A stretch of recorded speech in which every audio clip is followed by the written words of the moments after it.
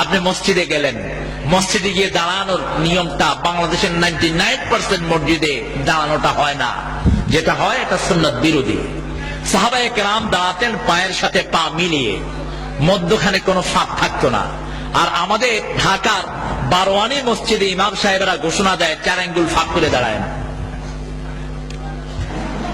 কি বলেন, কথাটা কি ভুল বললাম না ঠিক? তো এই যে পা ফাঁক করে দাঁড়ানোটা হলো বেদাত, আর পা মিলিয়ে দাঁড়ানোটা হলো সুন্নাত।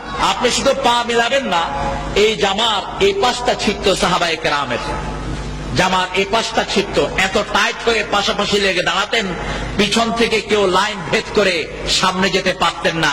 এইভাবে যেন আমরা দাঁড়াতে পারলে আল্লাহ তৌফিক দান করুক। হাদিসে এসেছে কাব বিল কাব, কাতেফ বিল কাতেফ, টাকনুর সাথে গোড়ালির সাথে গোড়ালি, আর কাদের সাথে কাঁধ। এইভাবে আপনি নামাজে দাঁড়াবেন। নামাজে দাঁড়িয়েই আপনি সানা পড়বেন।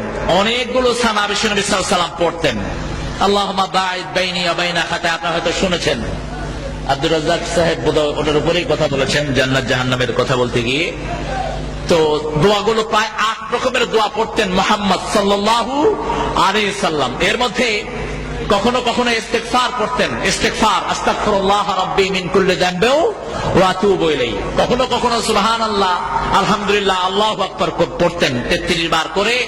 এটা আপনারা পাবেন নাসিরউদ্দিন আলবানীর কিতাবুস সালাতের ভিতরে। রাসূলুল্লাহর নামাজ, নাসিরউদ্দিন আলবানী, যিনি মসজিদ নববীতে হাদিস পড়াতেন। এরপরে আপনি নামাজের মধ্যে সবচেয়ে বড় যে বেদাতটি আমাদের দেশে দেখা যায়, সেটা হলো সালাম ফিরানোর পরেই কিছু মাসনুন দোয়া আছে যেটা বিশ্বনবী সাল্লাল্লাহু আলাইহি ওয়াসাল্লাম করতেন। সেগুলো না হয়ে আমরা সালাম ফিরানোর পরেই সবাই কি করি? কথা বলেন না কেন?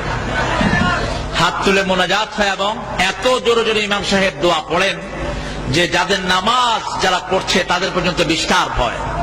এতটাই মূর্খ যে কোরআন শরীফ পড়া, যেখানে নামাজের পাশে আওয়াজে কোরআন শরীফ পড়া হাদিসে নিষেধ করা হয়েছে, ঠিক কিনা বলেন? কোরআন শরীফ যদি কেউ আওয়াজে পড়ে তাহলে সেখানে তার গুনাহ আছে না নাই? গুনাহ হবে। সেখানে আপনি কিভাবে দোয়া করছেন? বরং সালাম ফিরানোর আগে যে এই দোয়াগুলো অধিকাংশ জায়গাতে পড়া হয় না। এরপরে আপনি দেখবেন নিয়তটা বেঁধেই সূরা ফাতিহা শুরু করা হয়, আল্লাহু আকবার, আলহামদুলিল্লাহি রাব্বিল আলামিন। তার মানে সানা বোধহয় বাড়িতে পড়ে আসছে, সানা মসজিদে আর দরকার নেই। এই হলো অধিকাংশ জায়গার অবস্থা। তো আমরা পার্সোনালি যে সমস্ত জায়গাতে সুন্নতের নামাজ নেই, সল্লু কামা রাআইতুমুনি উসাল্লি, এগুলোতে আমরা রেগুলার নামাজ পড়বো না। আমরা রেগুলার নামাজের জন্য ওই মসজিদ থেকে বাছাই করে নেব যে এই মসজিদের সুন্নত অনুযায়ী নামাজ হয়। রাজি আছেন তো আপনারা? এরপরে রুকুতে, সেজদাতে, রুকু থেকে উঠিয়ে অতক্ষণ দাঁড়ানো